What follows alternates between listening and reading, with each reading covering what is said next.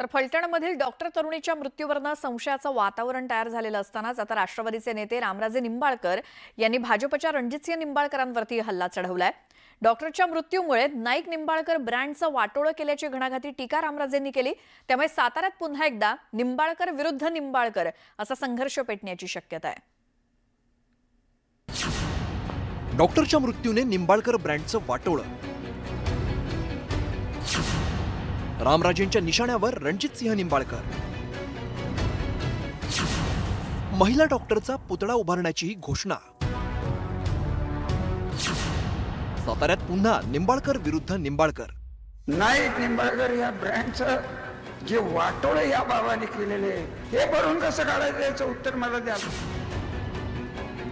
अजित पवारांच्या राष्ट्रवादीचे ज्येष्ठ नेते आणि विधान परिषदेचे माजी सभापती रामराजे निंबाळकरांचा हा संताप। फलटणच्या उपजिल्हा रुग्णालयात कार्यरत असलेल्या डॉक्टर तरुणीच्या मृत्यूने महाराष्ट्रात खळबळ उडाली। ही आत्महत्या की हत्या याविषयी संशयाचं वातावरण आहे। त्यातच आता रामराजे प्रकरणी अप्रत्यक्षपणे भाजपचे माजी खासदार रणजितसिंह निंबाळकरांना लक्ष केल्याचं पाहायला मिळतं। या घटनेने फलटणची जगभरात बदनामी झाल्याचा घणाघात करत नाईक निंबाळकर ब्रँडचं वाटोळं केल्याचा हल्ला रामराजे नाईक निंबाळकरांनी रणजितसिंह निंबाळकरांवरती चढवलाय। नाईक निंबाळकर या ब्रँडचं जे वाटोळे या बाबांनी केलेले आणि त्याला या प्रल्हाद सारखे चोर मदत करतायत हे भरून कसं काढायचं याचं उत्तर मला द्या।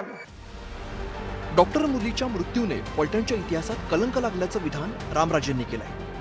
फलटण तालुक्याची संस्कृती बिघडू नका असं म्हणत रामराजेंनी रणजितसिंह नाईक निंबाळकर यांच्यावरती जहरी टीका केली। एवढंच नाही तर मृत डॉक्टरचा पुतळा बसवण्याची घोषणा रामराजेंनी केली आहे। हे फलटण तालुक्यात सच्चिल माणसं आहेत, वारकरी पंथाची माणसं आहेत, त्यांच्याकडे बघून आमची परीक्षा करू नका आणि त्या मुलीचा पुतळा हा उभा राहणारच। पण सरकारने नाही दिले तर माझ्या खर्चाने मी उभं करतो। रामराजेंनी थेटपणे रणजितसिंह नाईक निंबाळकरांना आरोपीच्या पिंजऱ्यात उभं केल्याचं दिसतंय।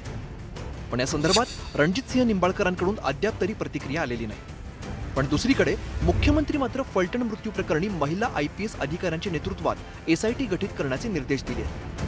दुसरीकडे राज्यभरातील डॉक्टरही या प्रकरणात आक्रमक झाल्याचं दिसतंय। त्यामुळे यातील राजकारण बाजूला ठेवून खरंच डॉक्टर तरुणीचा मृत्यू कसा झाला याची सत्यता समोर येण्याची गरज व्यक्त केली जाते। शरद जाधव, न्यूज 18 लोकमत, मुंबई।